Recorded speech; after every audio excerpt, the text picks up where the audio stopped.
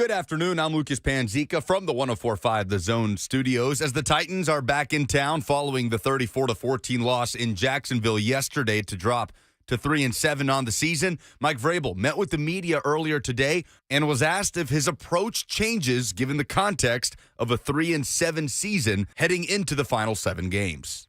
Well, man, I try to figure out what's best for the team each and every week. And when I show them and, the good stuff and the stuff that's been getting us beat, we'll keep coming to work. We'll keep grinding away. We'll keep trying different rotations and do everything that we can and making sure that these guys improve. And when we improve, then we'll win.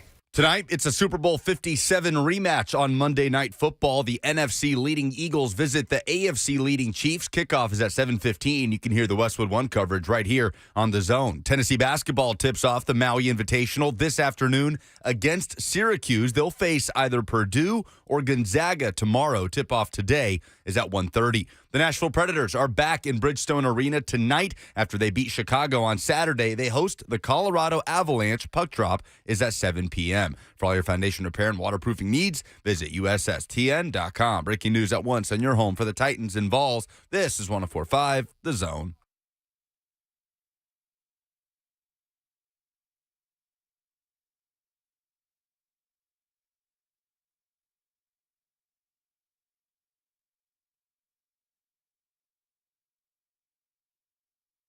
All right, Blade and Mickey, 1045 Zone. Phones are open, by the way, 615-737-1045. We're going to get rolling here.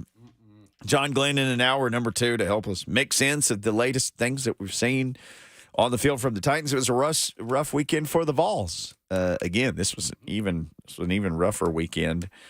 So we're going to try and make sense of everything. Let's just look into this F&M Bank chat. By the way, you can always check us out on Zone TV anytime. And people are communicating that way. Easy way to do it. Lethal Latin 615 says, I hope you can both make sense of this horrible team and why we haven't fired anyone yet. That's how we start the show, Blaine. No. That was like the first. That's an associate athletic director question right there in the answer for you, man. I'm not in the business of firing people. That's just... But I was very concerned, as everybody heard me on the pregame, that this is not a very good team. And they showed it at full-fledged here. Every third down, I don't care if you were on offense or defense, they found a way to mess it up, regardless. It continuously throughout the game. And that eats at coaches because that's just inconsistent. No discipline. I call them unforced errors. There are penalties that they didn't provoke the other team, but you did it all on your own. Bad snaps, not doing your proper coverage, not staying inside out on your block. Just stay inside. If the guy breaks outside, then, you did the best you could. He was supposed to run off your butt. Inaccurate throws by the quarterback. He got lucky once again on a couple of those, has no business. There's one rule about the NFL. Don't throw late across the middle and don't throw across your body. He did that twice and got lucky. They ran into each other and dropped the ball. So they didn't lose the game, but and with that being said, then not well coached, undisciplined. And when you start going down these undisciplined, unforced errors, that's not on the coach, but to me, that's what it says.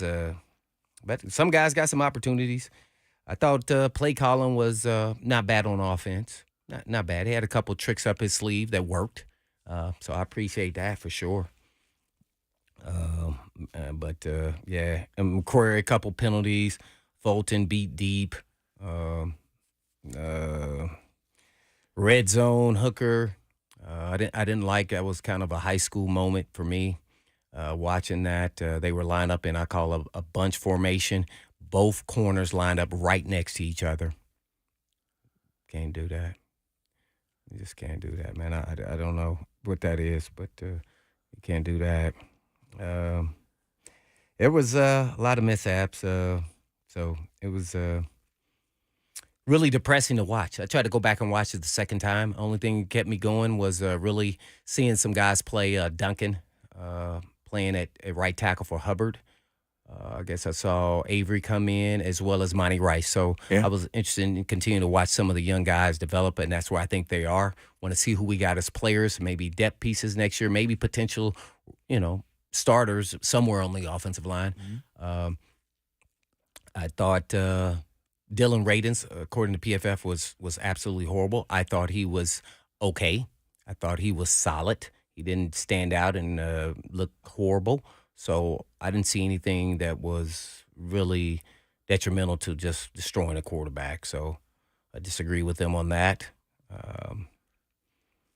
Other than that, Jeffrey Simmons stood out on defense. He was a one-man show, and that's not good. He can't do it by himself. And with that being said, he was actually one-man show in his 1, 2 reps or 3 reps that he got on offense. But they're close to the goal line.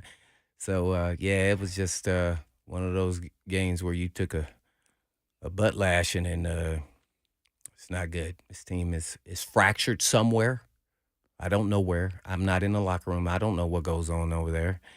So somewhere there's a disconnect. This is the most undisciplined team I've seen Vrabel coach. And you can blame some of it on young players or inexperienced players or players playing for contracts and trying to make plays, but end of the day, they're not good as a unit on both sides of the ball. Can't run the football. It made me think: is this a Derrick Henry King offense, or is this a Will Levis driven offense? And that's where we're at. We're in transition because you can't block well enough to even run the football. Yeah. For King, and so it's Will Levis. That's it. They might as well just trade it the King. Did him a favor. That was future. I mean, he's man. So I hope they get some home cooking here. Do really well, but man, that was tough. That was tough. So didn't understand. I know Fulton got beat deep, but players get beat deep all the time. That's the nature of playing that position. I know he came off on a cover 2 scheme. He went after Trevor Lawrence, who wasn't past the line of scrimmage, and probably was about 4 yards past, wasn't past the line of scrimmage. And Fulton went after him, and then it gave up the flat route to the running back, who then turned it up into a big gain. I think that's why he got yanked. Other than that, I didn't see anything else that really was worthy of that.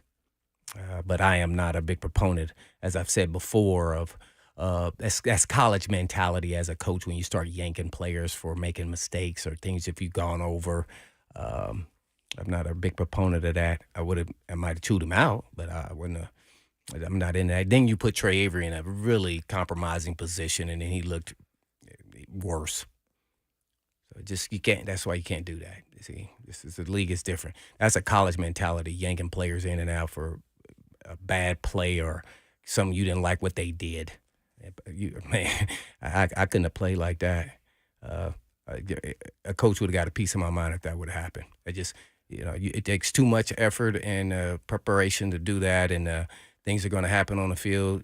And being a former player, I would think Vrabel would know more than anybody about stuff like that. And I'm sure he didn't play flawless throughout his career, 14 years. I'm sure he made a mistake every game, because there's not a game that I didn't make a mistake. So sometimes you get fed up. Sometimes you have favorites. Because if it was me, if I had another option, Brewer, those bad snaps, that wrecked that drive. I would have been so perturbed. Then he came back and did it the next drive. Yeah. Lucky they caught it. That Corey Levin, he's the center. I was like, hey, man, that wrecked that drive. They were going to score. It was no way around it. At worst case, it's a field goal.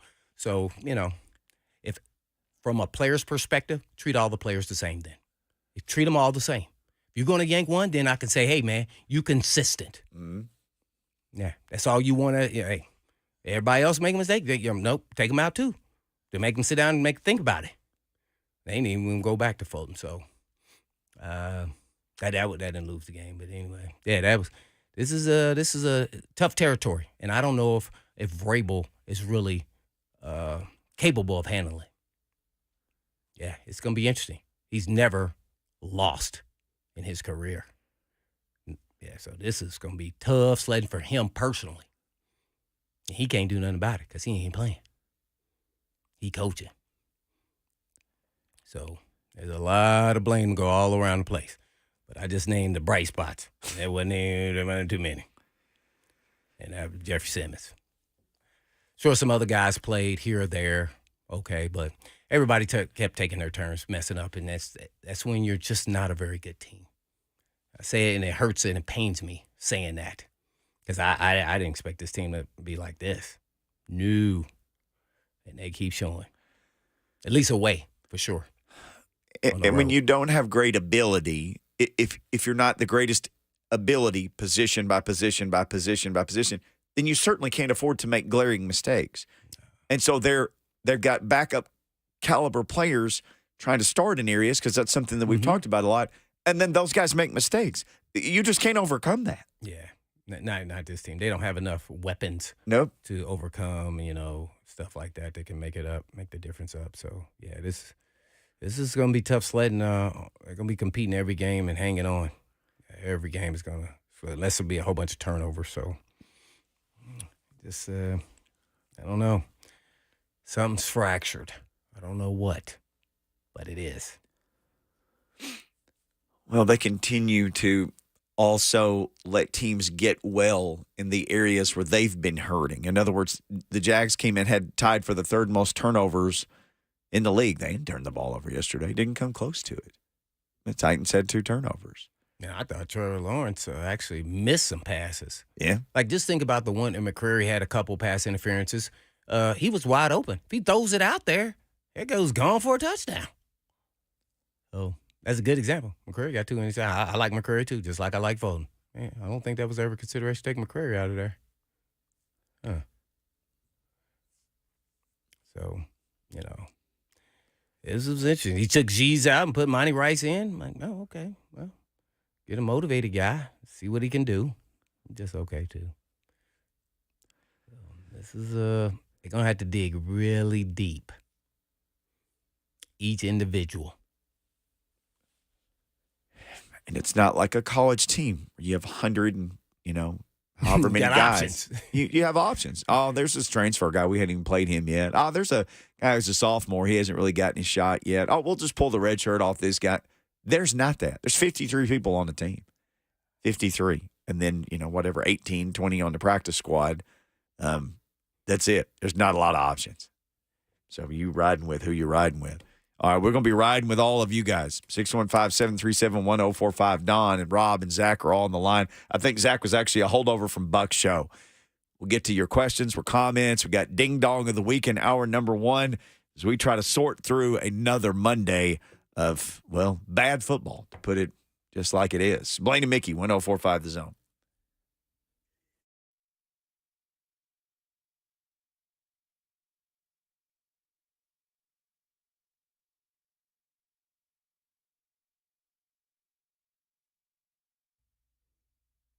While you've been patiently preparing for the cooler weather, overnight temps to change, Home's heating system may need some prep of its own. That's where my friends at Cool Ray can come in, and they're hard at work preparing thousands of Tennessee residents for the cool down with a $49 furnace tune-up. And why is now the best time? Well, with open availability before the holidays, Cool Ray can take care of you before it's too late. Think of your furnace tune-up like a maintenance on your vehicle. We all know what can go wrong if you neglect that, right? And if this is the year you finally need to fully replace your home's heating, Cool Ray is armed and ready with same-day or next-day installation available on brand-new Timstar home comfort systems. Plus, they boost a 10-year parts and labor warranty on new units. So schedule your $49 tune-up or any other heating, cooling, plumbing, or electrical-related by visiting CoolRay.com. No phone call, no wait, no worries. You pick the date and time that works for you. That's CoolRay.com.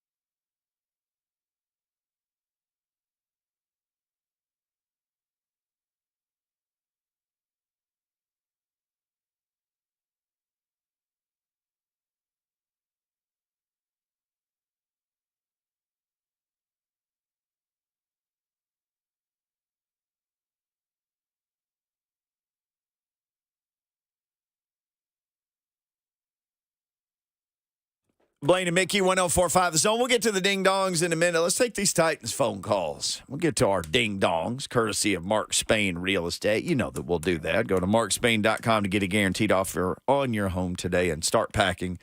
Let's take these Titans calls first. There's plenty of ding-dongery to start with these phone calls. And let's start with Zach from Clarks Vegas. Zach, I think, was holding during Buck's show. Zach, thanks for your patience. Yeah, no problem, guys. Buck's great, but I just wanted to get an early seat to y'all show. Oh, nice. Okay, great. Well, we love Buck, too, but thank you. No problem. Thanks for taking my call. I've always been a fan. I've had a two-part question I just wanted to get y'all's take on. Mm-hmm. With the offense, moving forward, it seems pretty clear that we're not in any kind of playoff pitcher hunt or anything like that. Mm-hmm. And with Will Levis being in there, the more that I watch this O-line perform and the more that I watch these games, I'm getting more worried about what could happen to Will Levis. So I guess my question is, do you guys think that we'll keep putting Will Levis in there with playoff contention out of the option, or do you think they'll move to Malik or Ryan Tannehill? And the second issue that I have is with our defense. I used to hang my hat on the defense when our offense wasn't playing well. And the last few games, I haven't been able to do that. And we got, Simmons up front, Autry, Harold with the new contract. And the last few games, it seems like we can't even stop the run that well. I mean, our secondary has always been an issue. But now I'm looking at the front, and we're not being able to stop many options there either. So just wanted to see what you guys thought about that moving forward. I appreciate you taking my call. All right, thank you. Mm-hmm. Well, for one thing I think as long as Will Levis can draw breath and walk out there and huddle the team up, he's going to be the quarterback there. They're not going to switch to another guy. And Tannehill's already gotten hurt behind this offensive line. They're going to do their best to keep Will Levis on 2 feet and say, hey, man, figure it out, bro. You got to get these reps for next year when things are better, right? Next year. Going to be better, Blaine, next year. Well, and I get it. They're not going to do that. He's going to have to get injured for that to happen, and hopefully that doesn't happen. He's drawn a lot of experience. You can't play scared, can't be scared that somebody's going to hurt. I mean, that's like, driving around afraid I'm going to get in a wreck. I mean, that just is the probability that he can get injured at this point is probably a little bit higher than you expect because of the offensive line. But I think we're getting to see his grit, his toughness. I don't think we can really damage it. It's been a long time since those terms have happened to quarterbacks in a long time. But if he does get injured, I think Tannehill, fill in. He looks like he's ready to go, I think, here next week for sure. So if something happened to him. But I think he's getting valuable lessons here. Unfortunately, a lot of it is on his back, but he's getting rid of the football. So we shall see. People must realize, even if you're the quarterback, organizations and teams aren't really looking at if they have a shot of you getting injured or your development and helping you go into the years coming. So you're a commodity, and if you get injured and you can't play anymore, they move on to the next commodity. That is the nature of this business. You're not treated like a human being. You are a commodity. Guess what? There's a whole bunch of other players coming in, and I'm actually a whole bunch of quarterbacks that are coming out. And if you don't think he'll be available or you think they are better than him, they will draft one. Now, I don't think they're going to do that, but that's kind of how the view, the lens from the NFL organizations look at it. So I don't think that's ever going to happen. As far as the defense, I never thought everybody was talking about the defensive league. I thought it would be a very good defense. I thought it would be a top 15 defense. And they haven't shown that. And unfortunately, it's, I hate to put all the weight, but that's what happens is on the front four. Secondary had holes. Obviously, they didn't fix those. One guy gets injured, another guy gets injured. Then you trade another guy. Then you become very, very average at best. So that's really where we're at. Thought they would draft someone in the top 3 rounds. That never happened at corner. So it could be in a world of hurt. You don't have a lot of options. That's why I kept talking about Fulton. Where are you going if you decide to do that and bench him and don't play him? Who's on the team is better? Even at his worst, they're not better. So just now they need to support the player. Try to make sure he stays on the same page as the defense is called and get him to continue to play. That's kind of how I look at it. That's why I'm not a big proponent of yanking guys, putting guys. That's a college mentality because you don't have a lot of options. And eventually you're going to have to go back to that guy because injuries happen. Or a guy's going to get toasted and you're going to be like, well, that's worse than where we were. Yeah, I know. That's why you don't do that. So that's kind of overview of how I would be if I was coaching or looking at it from a GM, coach, head coach perspective. Can't be knee-jerk reacting off of a play in a game because someone had a bad play or a concession of bad plays. I think there's conversations to be had, but for me, that's very unproductive, and that leads you down a very slippery slope as a coach for respect from that player because then you got to do that to all your players, and that definitely is not happening when other players make mistakes. Now, I know a lot of people say, oh, well, you get a longer rope for those who are proven. I think Fulton is in his fourth year. I think he's proven enough. He's still on that football field. So I think you got what you're looking for if you just be patient, and he's going to make mistakes along the way. Still a young guy. So he's not full-fledged integrated into being the great. But, no, Mr. Brewer has 2 bad snaps and only started 2 years in his career. I think Fulton has started 3 years. Matter of fact, 4. See? So to me, players are going to look at it as you treat certain players different ways. And then that's how you lose a locker room, right there, or divide a locker room. Offensive player get treated this way. Defensive players get treated this way. That's signs of inexperience as a coach or frustration, and that means you're pointing the finger. And when you start doing that, the players ultimately have the last say so. Because guess what? You won't be there. That's the coach. Let's get Don in Nashville up next. Don, you got a question for the Hitman? Yeah, sure do. Normally, when the quarterback's in the shotgun, most all of them are about 3 yards back from the center, right?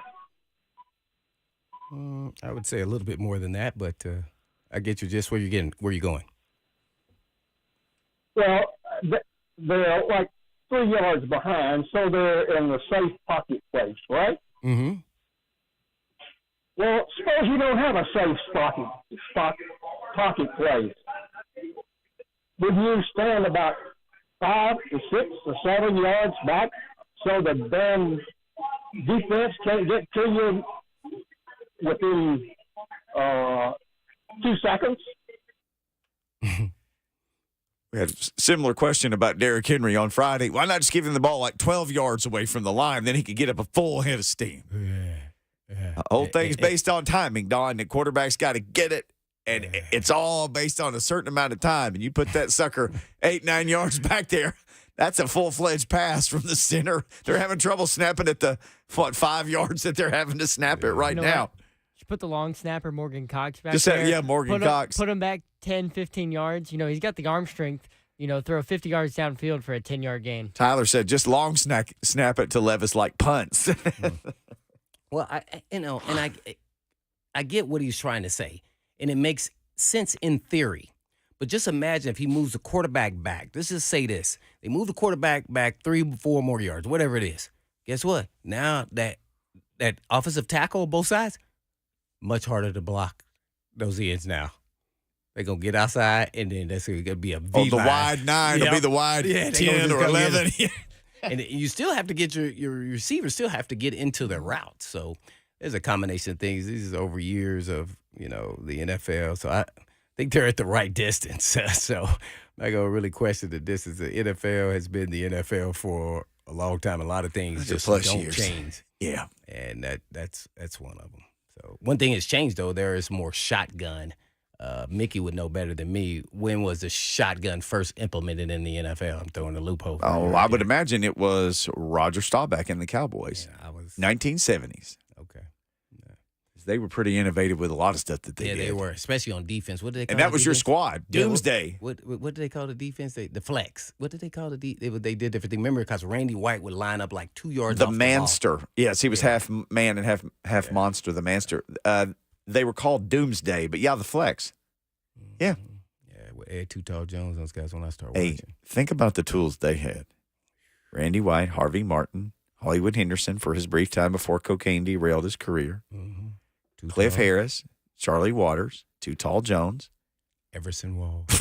I mean, and what are you going to do with that? Oh, there was a Downs, too. Yep. That was later on, probably when I was A little later. Mm-hmm. But, yeah, boy. Oh, that was back in the day. Yeah, Harris and those guys. Cliff Harris, Charlie Waters. Cliff Harris from Ouachita Baptist in Arkadelphia, Arkansas. They named the field after him, as they should have. Oh, wow. Rob in Nashville has an idea for the Titans. Rob, what's your idea? What should they do? Well, I'm gonna ask you this right here.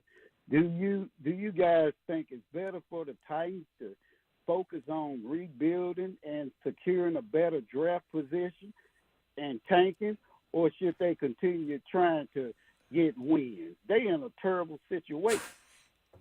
Rob? Well, they've moved up to the 6th spot. They're 6th. They are getting tanking results without even trying to tank. Yeah. I put that in my notes today. They're getting tank results, and they're not trying to tank. I don't think they can try hard and do worse than what they're doing. Yeah. Well, for sure. Now, I think they are somewhat doing this. It may have just happened since this last game, where you're trying to see who are the guys that you have some players. Yep. And whether that's starting or backup, you're finding out who those guys are. Whether Duncan was playing for an injury, you had Avery go out there. You had Monty Rice.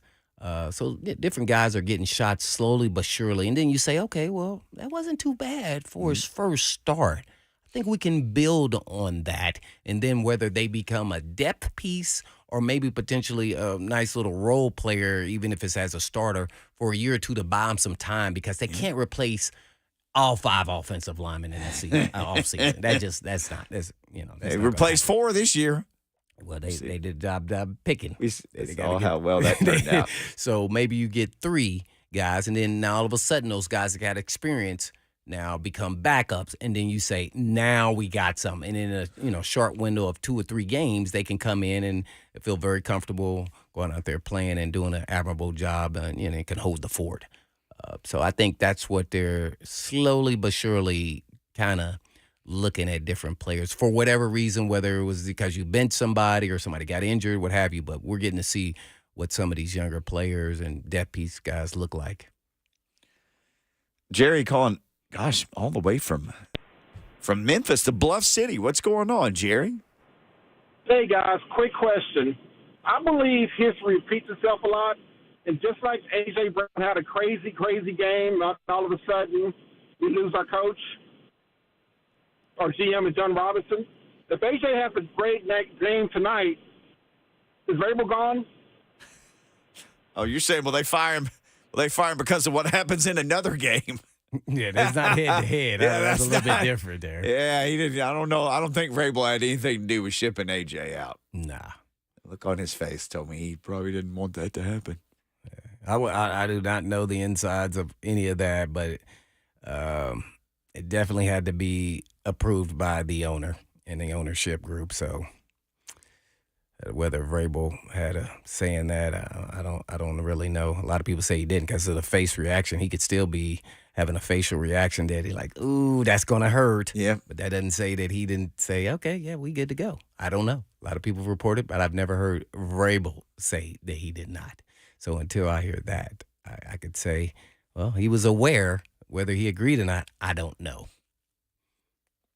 Ronnie, calling from Clarksville. Hey, Ronnie.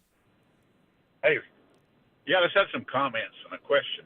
Mm-hmm. Of course, I think most of this is John Robinson's leftovers. I mean, he didn't make a good first-round pick. I'm talking about Caleb Farley and Isaiah.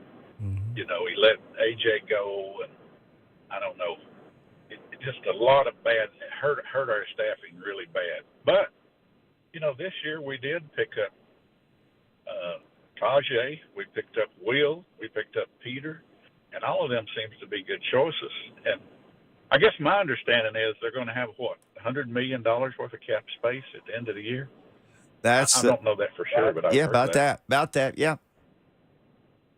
So, looks like, that they could pick up a lot of good players. I mean, Thank God Rand picked up D-Hop. I mean, he's been really good. I mean, on a bad team, he is really good. But Yeah, he's solid. I guess what's going to happen with Traylon Burks and everybody else, I mean, I'd like to hear y'all's comments about the money and about who's going to be around at the end of the year, who you think will actually make it. All right. Thank you for the phone call. Well, Mickey's our money expert there. They have per spot track for 2024. They're number one in cap space. This shows them with $87 million. So I guess people are saying 100, just throwing that term around. But 87,341. Next are the Command Skins at 87,317. So they got couch cushion money more than the Command Skins. You know who's third in all this? Patriots. They've got $76 million. You want to know what's terrifying in all this? The Houston Texans are the Texans, and they have $73 million in cap space. And they paid Tunsil. They paid linemen. They had their quarterback on a nothing deal. Nothing, 30-something million, but nothing for 4 years. Right, as far as yearly salary. Yep. Yeah. Big pay, yeah. The bungling Bengals have the fifth most space. The Bears, sixth. The Colts are 7. Now it's up to the ownership group to how much To they want to spend spend it. it. Yeah, Yeah. how much they want to spend of that. But there will be opportunities, to the caller's point, that they can make some moves, and things can kind of change fairly quickly if they're the right moves with free agency and the draft combined. The top 3 picks did fairly well with Rand and Vrabel this year. So, Would you like some of the names of Titans free agents in 2024? okay, go give it. Well, Tannehill and Henry, obviously. Danico Autry. Aziz, because he's only on a 1-year deal. Brunskill. Tart, Brewer, Bunting, Edmonds, Fulton, Moore, Chris Hubbard, Westbrook-Akine, Travis Gibson, Wesco, Corey Levin, Kevon Wallace, who's been getting some more snaps with some injuries, Calvin Throckmorton, who they just got, Julius Chestnut, Jack Gibbons, and Chris Williamson, who I don't think's played a game. Did you say and Morgan Cox. Oh, okay. Did you say the guard from 49ers? Is he Which one? number 60? Brunskill. No, he is not on this list. Oh. Which means I thought they signed him to 1-year deal. So they signed him a 2-year deal? must have, because he's not a free agent for the Titans next I year. didn't know that. Well, so many of those guys did get 1-year deals, so it's Brunskill's a free agent the following year.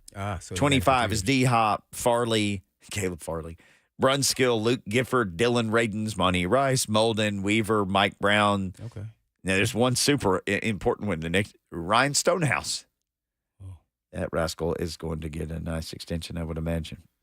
Wow. Yeah, so it's going to be, Coach Mack always talks about, at least 33% on the low number. I guess, rosters change, and I think this year it was 40% of the roster. Would you be surprised to see 40 again next year? I don't know. It may be more. Because some of them are leaving on their own. I mean, their contracts are up, and I don't know if they're going to renew them. I wouldn't be surprised. I think you're on the north side of 40 is right. Mm-hmm. Because they're going to be like, hey, man, Jimmys and Joes, we ain't got them.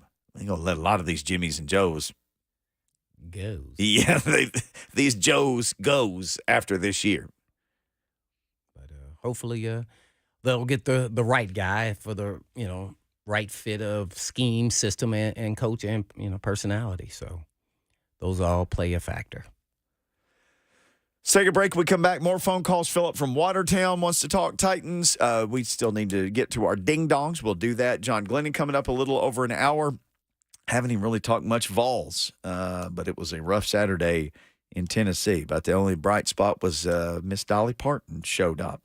No matter what show that you like, including this one, you can listen to all of us on the 104.5 The Zone app. Had a guy Sunday morning told us he was sitting in his driveway listening to the pregame show. We said, just download that app. That rascal will get you The Zone on the go everywhere. We're going to go. We'll be right back.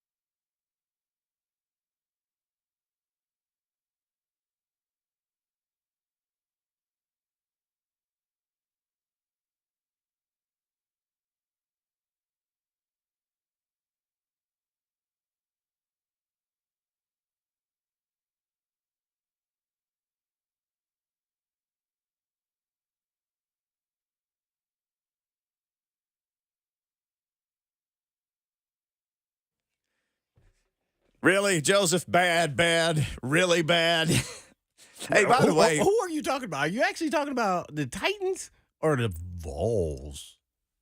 Did you go to the game? I want Joseph to answer this. You go to the game Saturday? Did I go to the game? Yeah. No. No. That was bad. Yeah. Saw a lot of the members here were there. Yeah. Do they regret being there, or they just still had a good time? I think they had a good time. I always try to tell people about, your college tailgating. You don't get that many opportunities. They don't play a lot of games. I mean, win or lose, man. You get to hang out with your friends, eat bad food, drink stuff. I'm sure that's how they were looking at it. Just trying to find the glass half full, Blaine. I'm just trying I know. Just trying to make the glass half You full. have to go in it with that mindset. I don't think, people do that. I just think they want to win so bad. It's just, that's not part of the equation there. I can tell you that very first play of the game, though. You're feeling good for about 47 you were seconds riding into the high, game. right? 11 seconds. That's how long the touchdown okay. was. What was your reaction, Joseph, when you saw that run? Take us it's in wherever you on. were at, whether you were sitting at home or somewhere else. What did you do immediately after he scored? I was on break at my other job, and I was in the break room, and first play of the game goes off, and I'm sitting there jumping up and down on the seat that I'm sitting in, and my buddy next to me, who's a Nebraska fan's laughing at me, and I'm sitting there, and then like a couple hours later, once the game ends, he goes, "You missed that first play, don't you?" I was like, "Yeah." Oh man, yeah, Carson Beck, man, he looked like he gonna be first pick of the draft. It looked like a couple Heisman Trophy years. winner and a high draft pick yesterday Boy, he's gotten or better, Saturday. better, man. 80% completion. I mean, 24 for 32, 98 or so, 3 TDs. Man, they outscored Tennessee 38-3. Honestly, After that opening run. Right. That's crazy. It didn't feel that Crazy. close. It felt like a bigger gap than that. Yeah. Like the score didn't look as bad to me as what it was. And that's 38-10 didn't look as bad as what it was. When they kicked that field goal at halftime, and it was a 14-point game, and Yeah. you're sitting here like, 24%, you're like, oh, okay, Okay. I'll take it at halftime, and then Give yourself a chance. And in second half, it just went downhill. Yeah, the dam braked, as my son might have said once upon a time. It braked. Philip in Watertown, he braked his silence by calling this show. What's up, Philip? Hey, what's going on, guys? You tell us. Give us the answers, man. yeah. We need help, man. We're Great, Debbie Philip. Downers Tell us. over here with the Give balls us, and give Titans, us things. Yes. No, I was actually concerned because I know DeAndre Hopkins signed a 2-year deal with us. I think it was 2 years. 2 years. Yep. Right. Yeah. So after this year, I'm just kind of concerned maybe he wouldn't want to play with us anymore after seeing like how our season's gone. He came here to win, because he thought we would have a winner, which we did too. But things haven't shaken out like that, and so hopefully he doesn't jump ship. That's the only thing I'm concerned about. Well, I mean, it's not quite like the NBA. I was just about to say that. Where you just Like complain James Harden. enough, just don't show up, and you get to go to another team. He's under contract. Yeah, I don't think he just seems like he's not that type of guy. Maybe behind the scenes with his agent, but he could say, I don't want to be part of a rebuild. But at this point in time, Levis is out there, so really the process has already started, and he's developed a good rapport with Levis. So I wouldn't want to go anywhere. So. It's not like the NBA, as Mickey mentioned. Yeah, this is not. They can't just like, I'm an elite player. Things not working out. Didn't work out the way I thought it was. This team isn't very good, so I want to skedaddle. He's not It James can't happen. Harden. They have to cut him, or they could do it before trade deadline, maybe. But I mean, where are you going with who you got on your roster? I mean, we just named their free agents, and if you depending on Burks to stay healthy in the season next year, until it's done, well, I believe it. Our guy Bam is in the studio recording today. He sent me a question. He said, guys, could you please tell me you think Derrick Henry will be here next year? You think they could cut a decent deal with him, he says. We talked about this some before. What do you think, Mickey? I hate to say this because I've been as big a Derrick Henry water carrier as there is. But for how slow things seem to develop for them and how quickly the other team seems to diagnose and attack what they're doing, and to be able to just penetrate the offensive line, as much as I love Derrick Henry, he's been like 100 yards away from 9,000 yards for 2+ weeks now. He's got 62 rushing yards in his last 2 games. I'm not so sure that Spears shouldn't. They should just tilt everything to him. Now, if they can get a lead or get ahead, then give Derrick Henry all the carries in the world. If they find themselves having some success run blocking. But, I mean, right now they need a quick game and a guy who they can just pitch the ball to. I don't know. I think Spears should be getting more run than Henry right now, not because of anything Derrick Henry did, because of what they can't do. And I think they should be using him more in the pass game to throw him these quick routes, all these things in the pass game that we were sort of, I don't know if we were told directly, but it was led to believe. Led to believe. Oh, no, this guy's part of the passing game. He can run routes. Just like they were going to run a hurry-up offense. Yeah, and they hurry up and punt every time. It's what we've seen him do. But you and I have said this a bunch, like, just offer him $10 million for the next 2 years. And I said, do it in whatever configuration he wants. If he wants 9 for year 1 and 1 for year 2, you got money next year. But I don't know at this point. I don't know. And he may tell his agent, like, I don't want to be part of a rebuild, bro. I want to go somewhere like the Ravens where they just pile drive people in front of me, and then I just pile drive people 5, 6, 7, 8, 10 yards down the field. I would agree with that. I think if you get everything fixed, to the most part with the offensive line, I would consider it if I'm Derrick Henry with my contract being up. But if I don't believe, or if I want to see if the grass is greener on the other side, if I'm going to go take a reduced role, why not try somewhere else? So, and Steel Titan says Spears is already getting more run than Henry, and I get that, but I'm saying, like, really tilt it. I mean, like, tilt it. Yeah. Well, in my eyes right now, the offense is run through Levis. Yeah. Whether that's happened out of default because of the offensive line, but that's why he's starting. That's why you're going to keep riding Levis to see where he can go and develop, and with his big arm, see where you can go from there, because the running game is non-existent really on a consistent basis. It's just not enough. I mean, I felt like, Henry got bamboozled yesterday because every time he got in, it was like a bad snap. And then, with his opportunities to kind of do something. Yep. Like, man, dang. One on the first drive of the game, the ball hits Levis basically in the head. By the time he gets his feet set, tries to get it to Henry, then the offensive line is sort of giving it up, and he gets plowed, 2 yards behind the line of scrimmage. So, I would assume, Henry and Tannehill won't be back. Wasn't there one yesterday where they kind of went the wrong way? Levis turned left, Henry's on the right. Yeah, I and saw Levis that had to one turn too. back around, and by the time he handed him the ball. Yeah, that was I didn't hard know to if it look was at. because it was a bad snap. Is that what happened? They were just trying to fix it, in play. Yeah. I don't know if he went the wrong way or not, because he definitely went the wrong way. It was just like, what? Oh, so I don't know.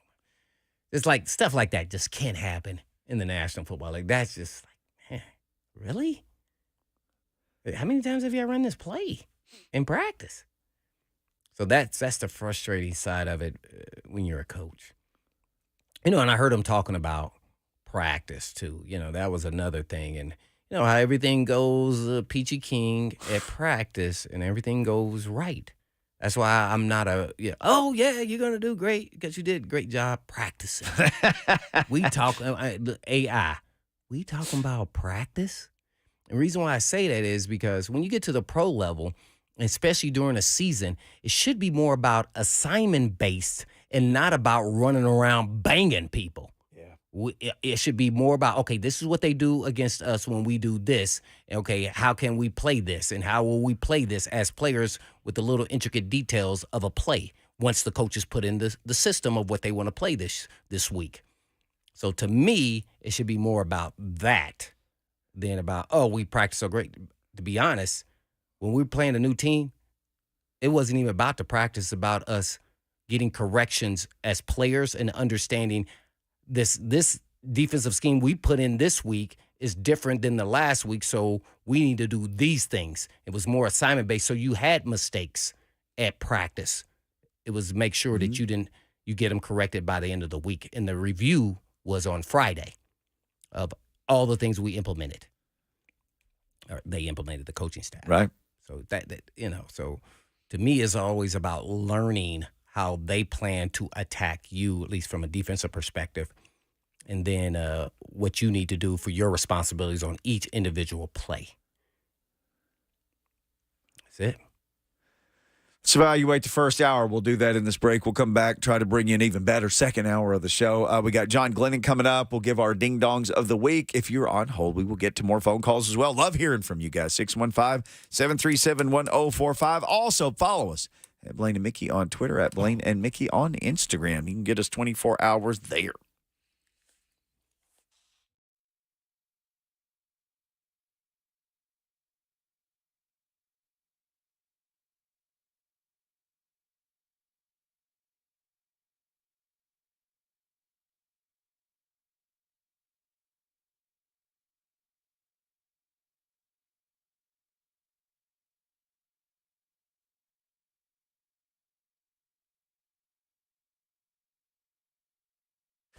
Thanksgiving is here. Gosh, what a beautiful time of year and rolling into Christmas, right? Why not do a little something for yourself? You know, maybe you're not thankful that you've lost your hair, but guess what? Just roll on into the next holiday and give yourself your hair back with the best in the business, PAI, We Grow Hair, WeGrowHair.com. Matter of fact, I'll challenge you. You're probably not working right now. You can just chill out. Go to WeGrowHair.com. Go there. I'll give you a second. I can't give you too many. I only got 60. But check out that website, WeGrowHair.com. Real people, real results, different therapy options to get your hair back, to keep the hair that you have. Think about those Christmas pictures and how good you'd look sitting there next to Grandma and Aunt Sally with all that beautiful hair back on your head. Well, it's time to do it. It's 2023. The technology is there, but the technology can't help you if you don't call PAI, if you don't call We Grow Hair. Permanent, natural results from the company you can trust, PAI Medical Group, WeGrowHair.com. Don't wait. Call now, 615-376-6010.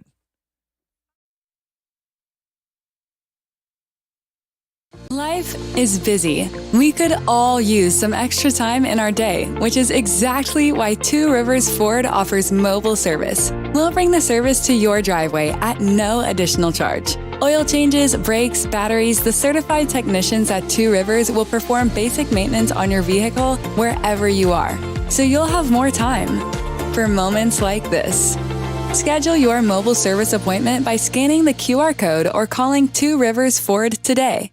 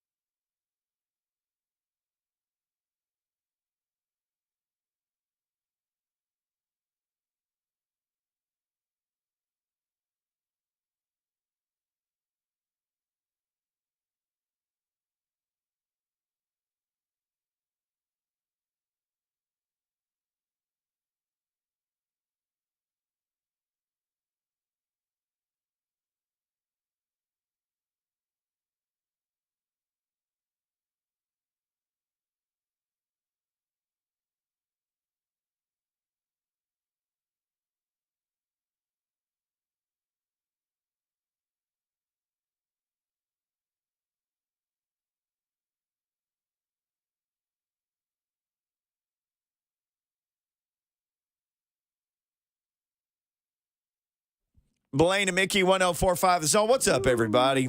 I don't know. Here we are, 2:05 into the day. How's everybody feeling? Not good. No, still not feeling good. Not good, man. Joseph recovering from It's not been 24 hours. Has it been UT 24 team. hours? No. We got about an hour left. Game Of ended 24 around- hours? Game ended around 2:50-ish, 2:45-ish. So if you're a Tennessee fan, you're out of your 24-hour window. You're on to Vanderbilt, right? I was on to Vanderbilt the second half. Okay, fair enough. 24 hours for the Titans. Yeah, you got another 54 and change minutes to kind of mourn that loss from yesterday. You got to turn your attention to the Panthers. Hey, man. Hey, Panthers have 53 guys on a team. They all get paid too. If the Panthers roll in here and beat this bunch. Oh, the roof will come off. Oh, my. The roof will come off the yet-to-be-built stadium at that point. New Nissan. If you lose to the Panthers, the thing you should be looking forward to is the possibility of the number 1 overall pick. I don't know if you can be as bad as the Patriots, though. They've already lost one more than you. But they've crept from 10 to 8 to 6. So in the past 2 weeks, they've moved up 2 spots and 2 more spots per tankathon for the first pick. They're at 6. 6 would probably now get you the second best tackle. Any other receiver besides Marvin Harrison's son? Probably not one of the quarterbacks. Blaine would probably get you the best corner. 6 is going to get you somebody. Are you okay? This is the We do lose 2 corners, by the way, right? Yeah. Bunting and Fulton. And Fulton, yeah. Both are free agents. That's why I said that. So looking at the Patriots, they got a pretty tough schedule. So they play the Giants.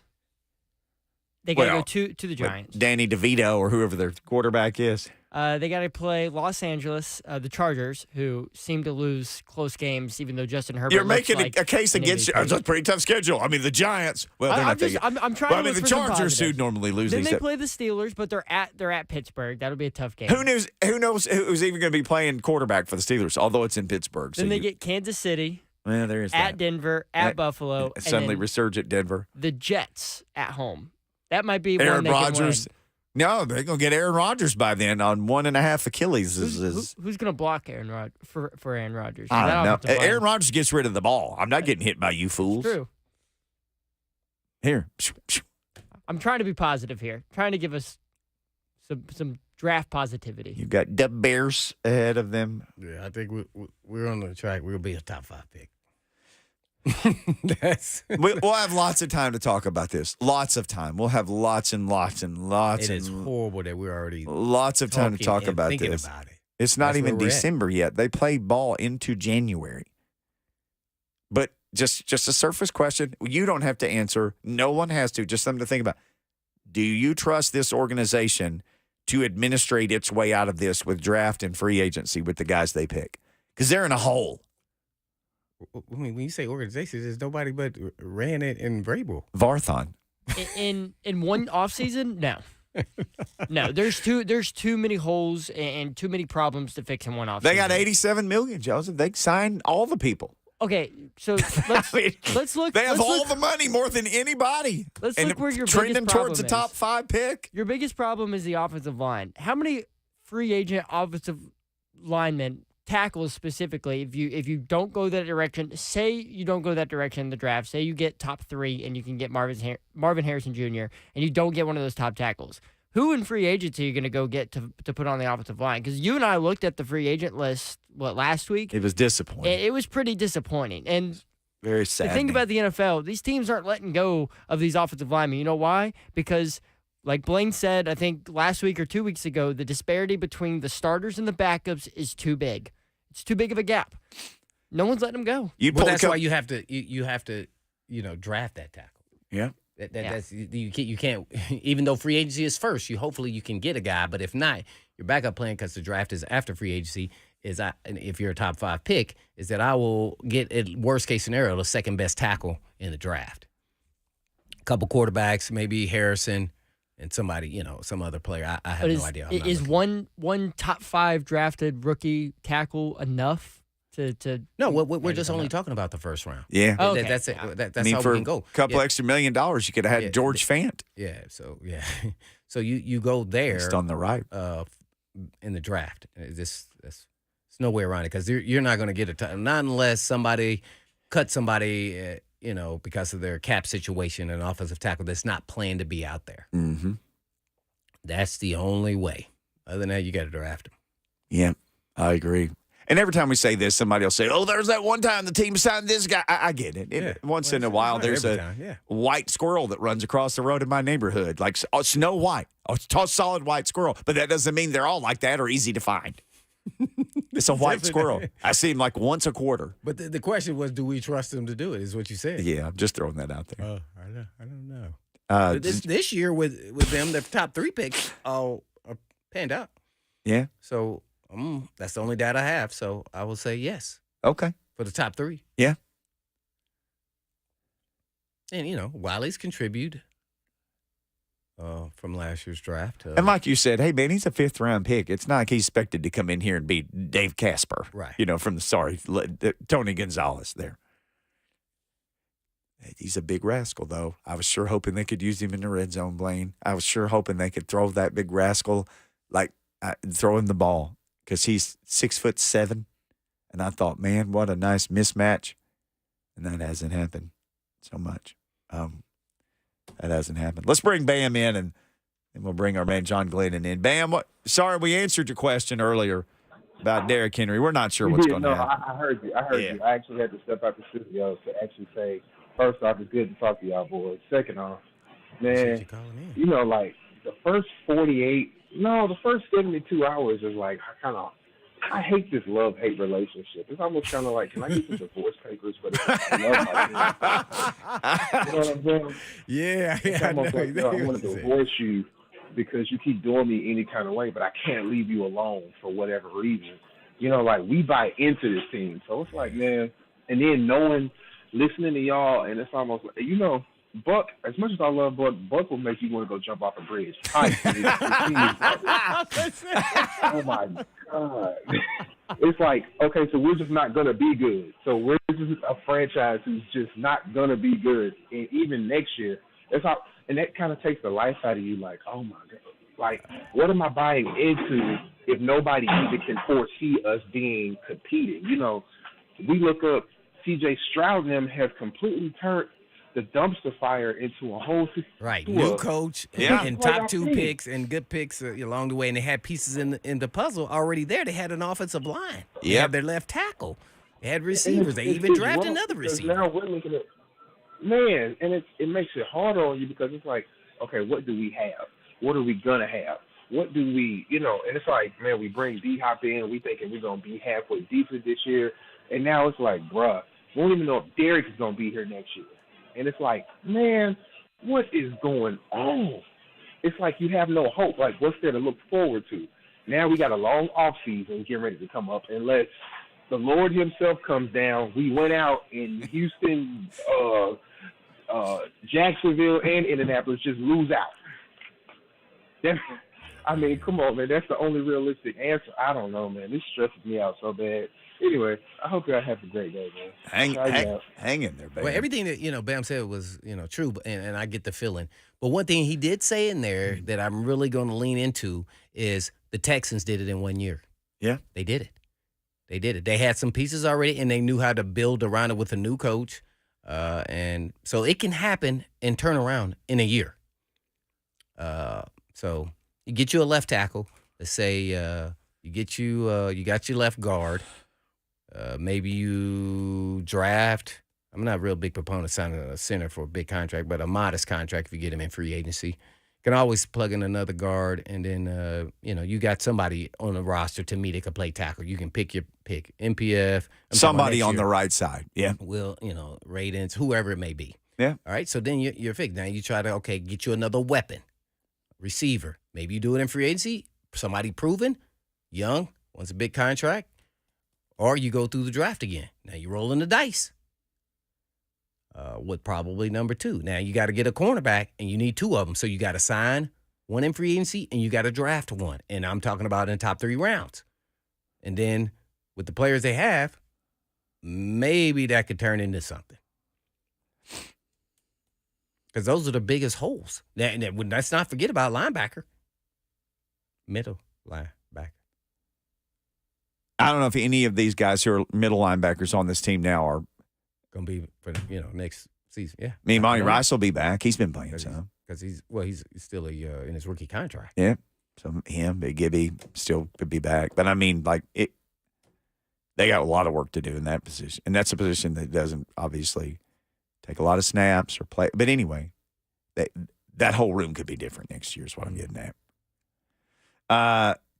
John Glennon, he's probably in his room waiting for us to call him. So we'll take a break. We'll call John Glennon. We'll get his latest. I'm going to ask him historically, where we are now with this Titans team. How does this compare with other low periods of Titan coverage by himself? We'll get to that more next.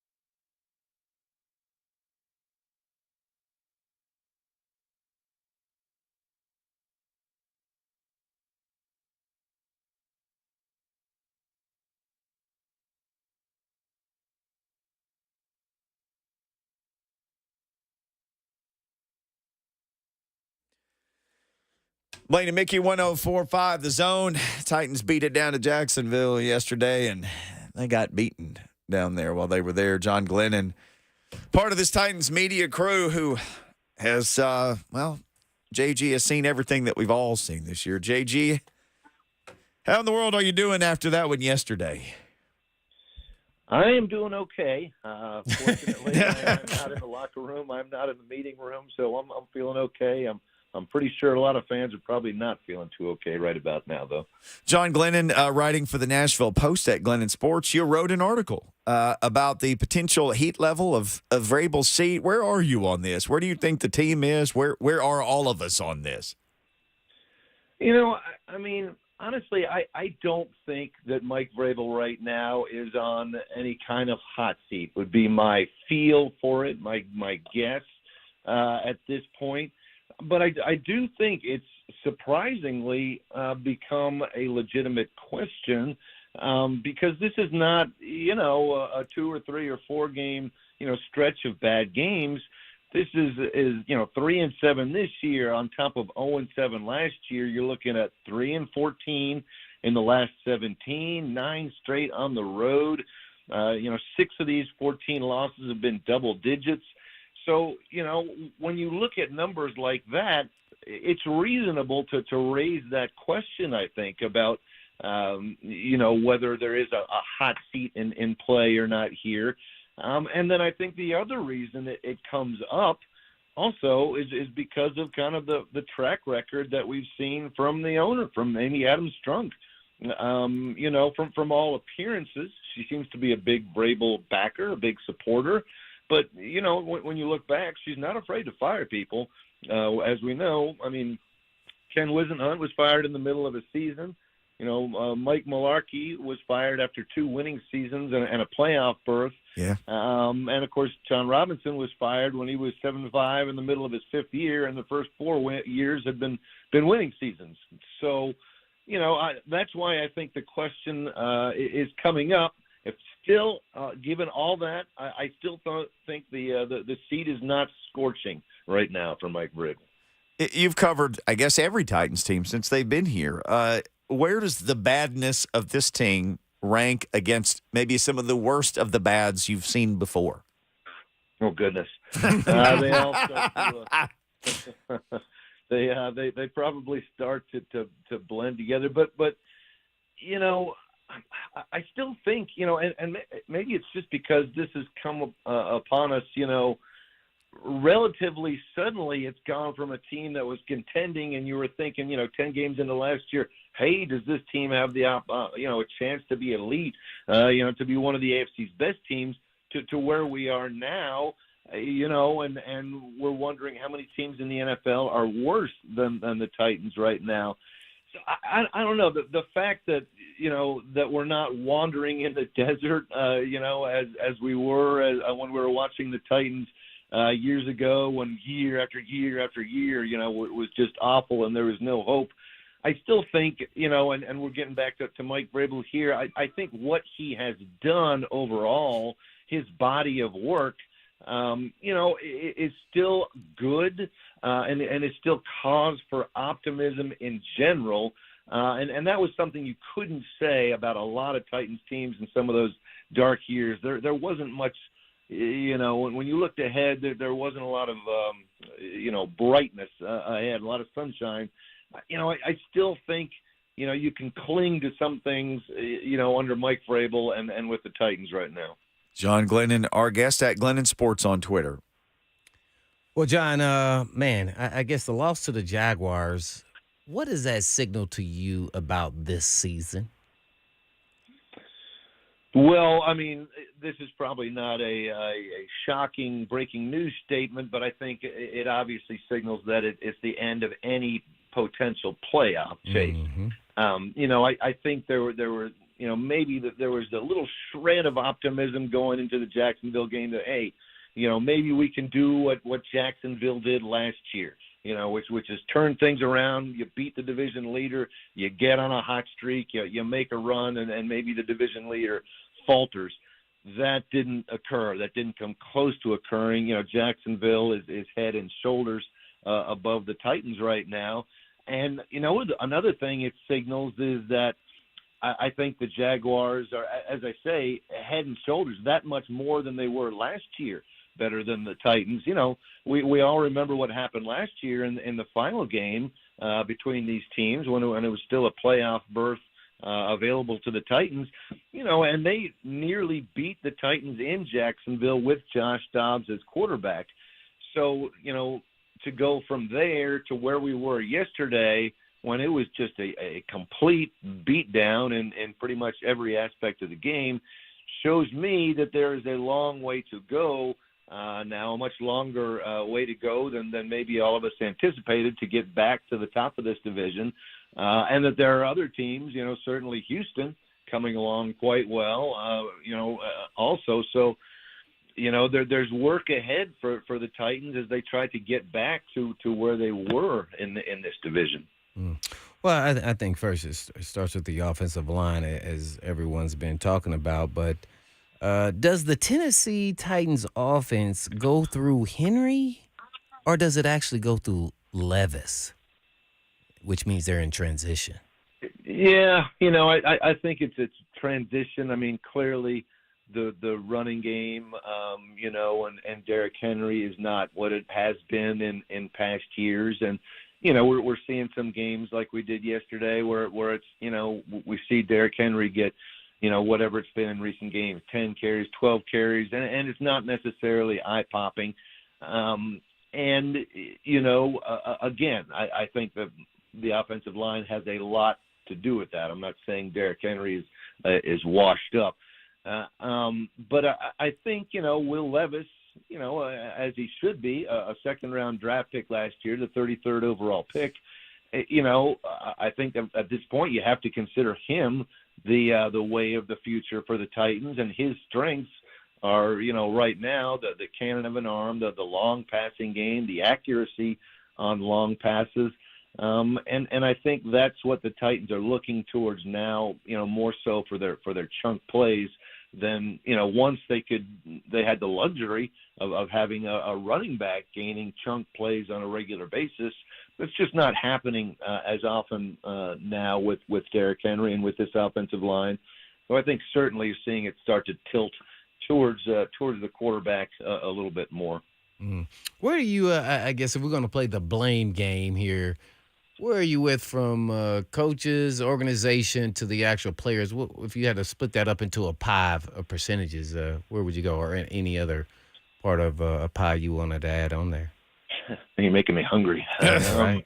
I think there are legitimate reasons, for what has happened, since the roof fell in last year. I mean, let's look back at last year, and this team was gutted, decimated with injuries. It was pretty surprising that they got to where they were at 7-3.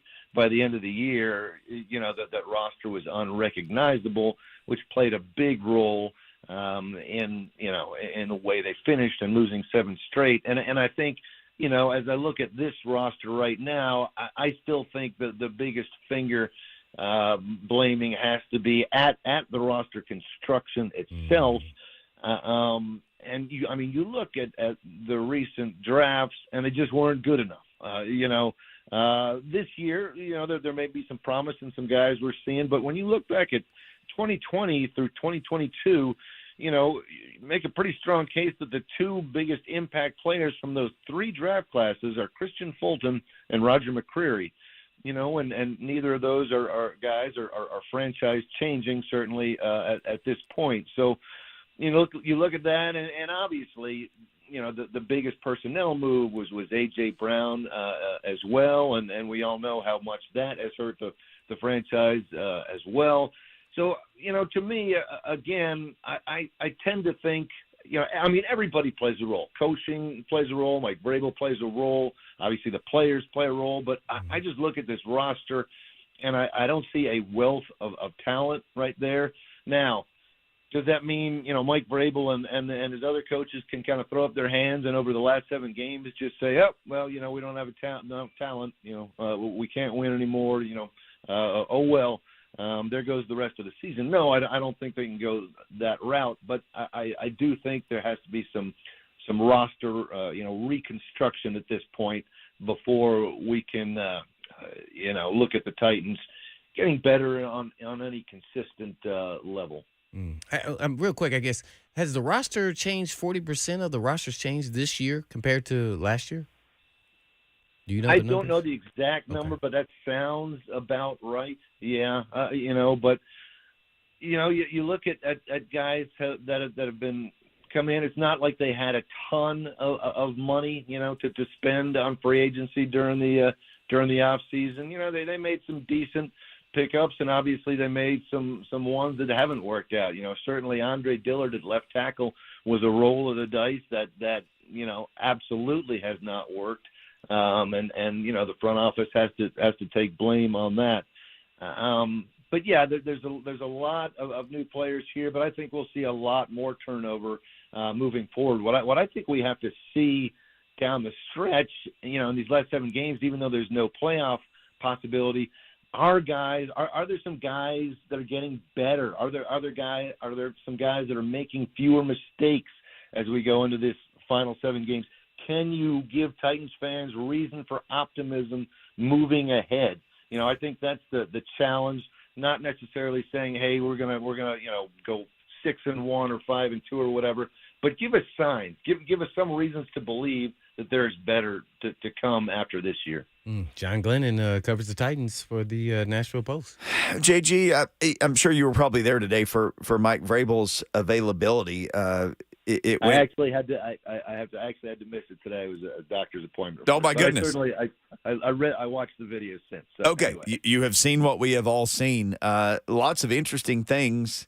An exchange between he and Teron Davenport about asking him about signs about his control in the locker room, and he basically said, "Are you questioning my control of the locker room?"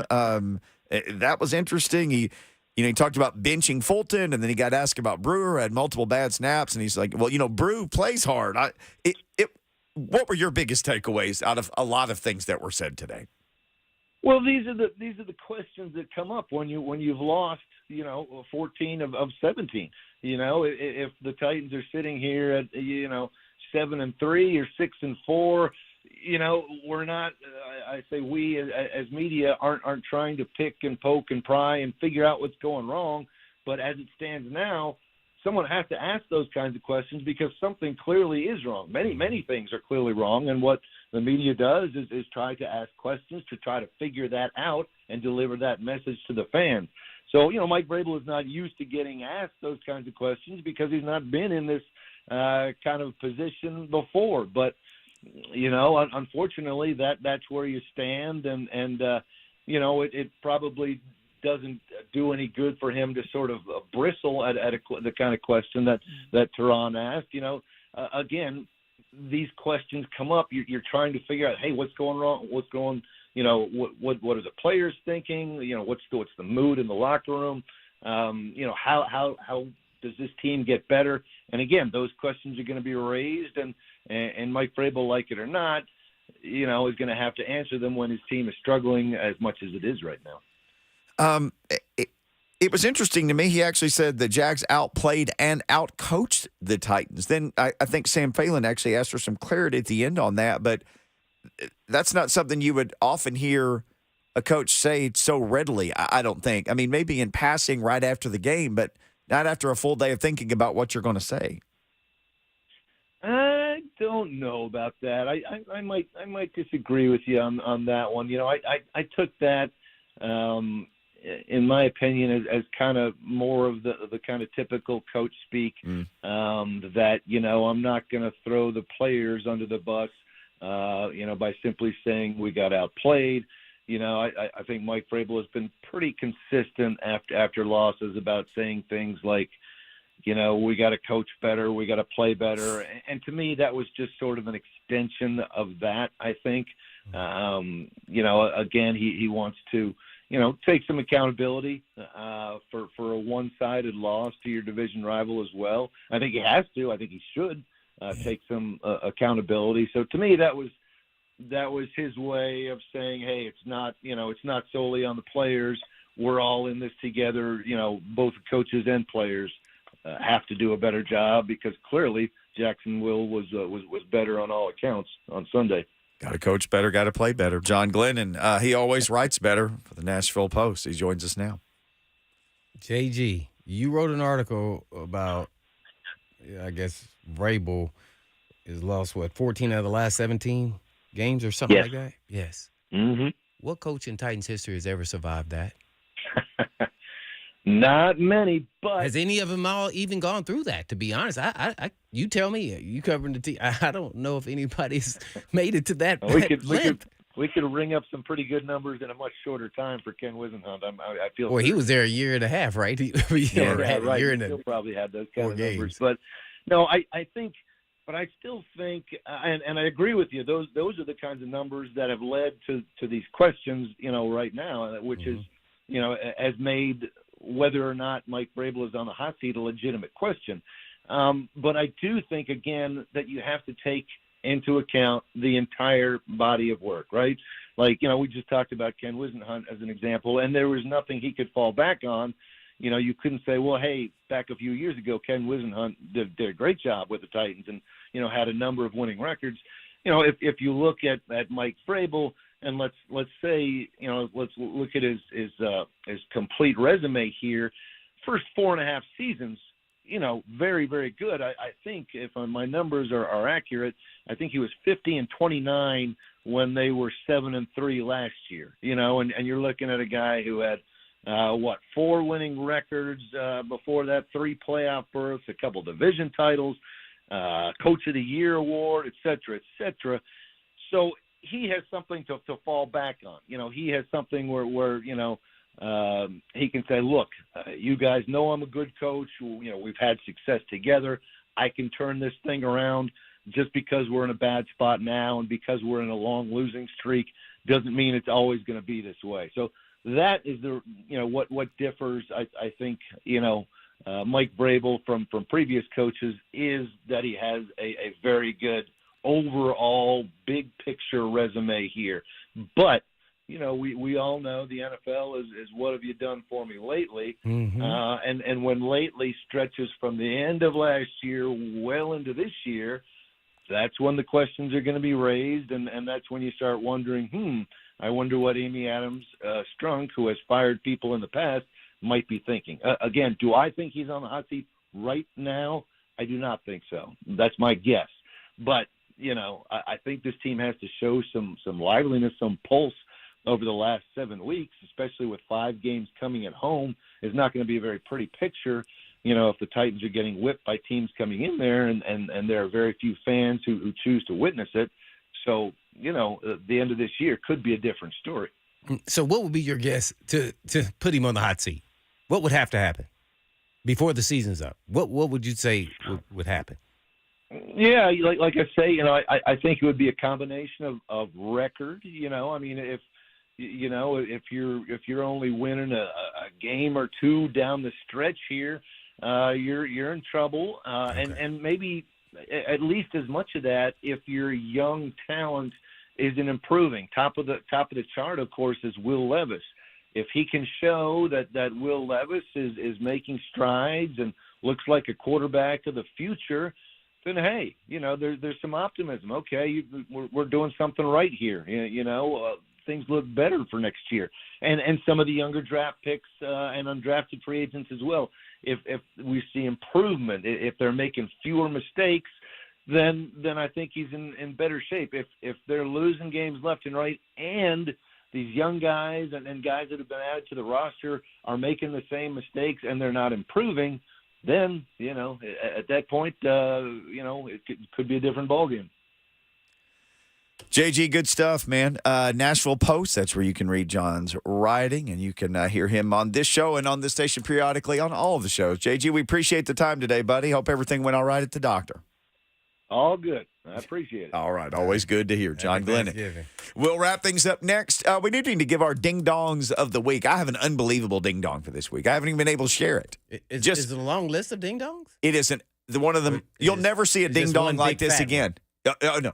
An unbelievably elusive ding-dong. Rare.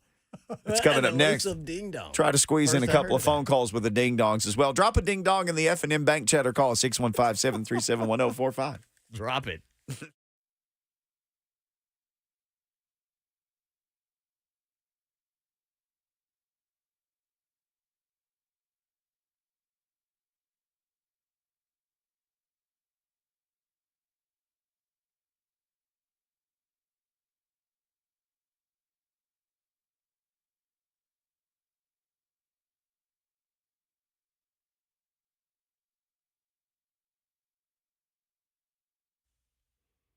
Stinky, stinky, stinky. Is that what it was like the last time you were at an auto repair shop? Smelly, greasy, old rags laying around all over the place? A countertop that would you would not dare touch? Another thing that stinks is the repair shops that keep your car forever. And they're not being honest. And they don't give you a call back when they say they will. And was that your last experience at a vehicle repair shop? Well, hey, it's Blaine Bishop to tell you about Eurofix. Eurofix takes the stink out of European auto repair. And at Eurofix, you get a free 15-minute no-wrench inspection with every estimate at every visit, not high-pressure sales tactics. And at Eurofix, you get a 3-year nationwide warranty and a free loaner car with every repair appointment. And never pay dealer prices. And Eurofix is located in Franklin, Hundred Oaks, Murfreesboro, Belmead, and now Mount Juliet. And all you have to do is just give them a call at 844-EUROFIX. That's right, 844-EUROFIX, or you can just give them a call at, you know where, 844-EUROFIX. Or you can just check them out online at myeurofix.com. That's myeurofix.com. And always tell Blaine that you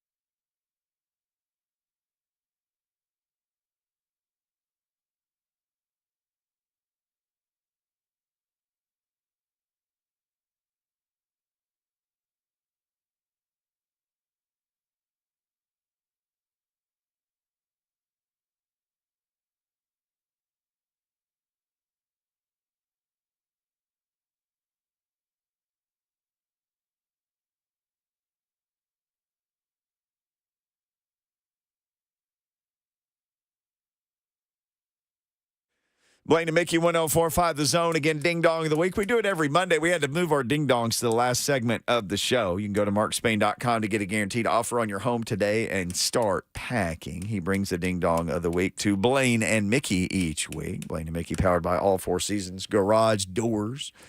My Ding Dong of the Well, Joseph, you're always first. Give us your ding dong. I'm just excited to share mine this week. Yeah, it involves my one. team. Yeah. So I'm gonna go down to the Vols game there at the end of the first half. I think you guys remember Tennessee got the ball back and they were going down to try and put the points on the board before halftime. Ended up settling for the field goal, but the play right before the field goal, Georgia had 6 men lined up across the entire line of scrimmage, and Joe Milton just fired it out of the back of the end zone. I remember that. Well, former Tennessee quarterback Tyler Bray tweeted out a comment on a video of that, of a Vol fan making fun of Joe Milton for that, which doesn't make any sense, and saying, well, at least he can throw 80 yards. Tyler Bray, you realize you didn't have as much success in your career as Joe Milton has this 1 year. Your best year, you went as a starter. Your only full year as a starter where you played every game. You won 5 games. You're best known for losing to Kentucky, and the only bowl game you played in, you lost to North Carolina. You haven't done much. Oh. Don't put down a team or a player at their lowest moment when you're an alumni of this team. You could be frustrated, and you could be frustrated with the loss, but don't attack a specific player. Joe Milton has not been the problem this season. He hasn't been great, but he's not been the problem. There's no reason for you to tag it. Plus, in that specific situation, if he throws that anywhere near the goal line, that's probably a pick six the other way. Was Tyler Bray the quarterback when Kentucky beat them with a receiver playing quarterback? Yes. Okay, I remember that game. Back in 2011. Didn't he throw for 4,000 yards in the season? I got his stats up right here. Or something. He did throw for a lot of yards in 2012. I don't have the exact number. It was 7,400 for his career. Oh. But in 2012, where they only won 5 games. But yeah. Yeah, I didn't like the league too. I didn't like that tweet. Yeah. Mm-hmm. I didn't like that tweet, and I didn't like Vol fans thinking that the Tennessee should have scored a touchdown there. There was no way. That was a pick six the other way if he tries to throw that near the end zone. He just threw it away really hard. Yeah. Yeah. Just through the back wall of the stadium. Might have been frustration. It's a throwaway. Mm-hmm. Chosen 522 in the F&M Bank chat. Sat just says Milton stinks. Mm. Oh, let's go to the callers because we only got so much time. Eric has a ding dong for us. Hey, Eric.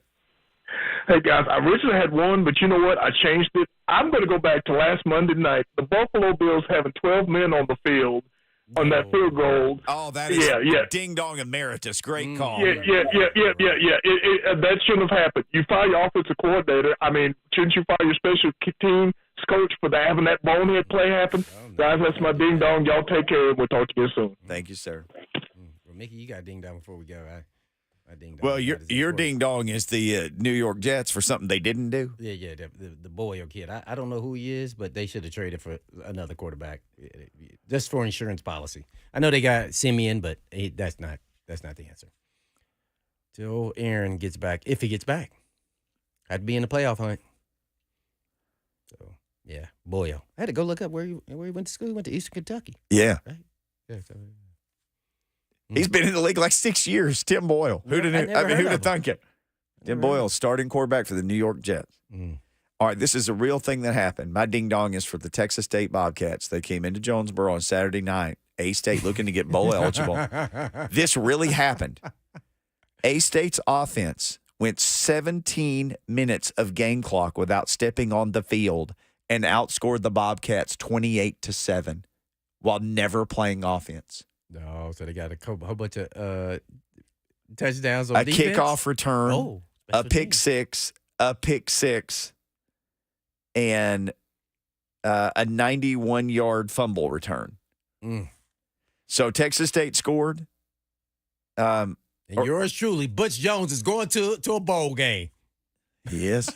He under his pullover, he had a shirt that said "bowl bound" or whatever. He wore it under his pullover. He was ready. And at the end of the game, they went in the locker room and he ripped his pullover off and it said "bowl bound," and everybody lost their mind. It's been a rough patch, man. We'll take it. Imagine if an SEC coach did that. It'd be magical if it was my team. I'll take it. It would be laughable. That's what it would be. It's been a long, bad road, man. I'll take it. Hey, Bowl bound. Take what you can get. 'Cause Going to the old chirpers are not going bowl bound. So, hey, man. my boys are bowl bound. I may or may not have gone out in Congrats. my yard and yelled. Oh, did you? Oh, you I went did. out? Oh, I was so my. excited. All the leaves fell off your tree. Yeah, well, all 6 of them that were left. Our time is all gone, too. 3HL's coming up next. But in the meantime. In between time. Peace.